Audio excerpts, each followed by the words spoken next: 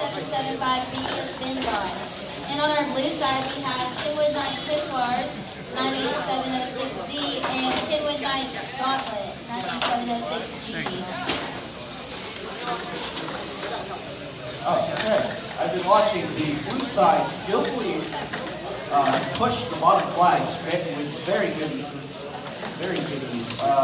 The red team is flipping caps as the other red alliance is picking up their first cap and putting it on the, oh no, it fell out of bounds. It's going to enter the field with the blue side up. The blue side is just pushing and trying to block.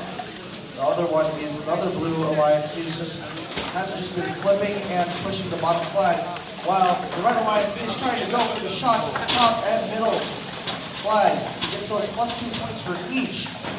The red is working fast as we only got 37 seconds on the clock.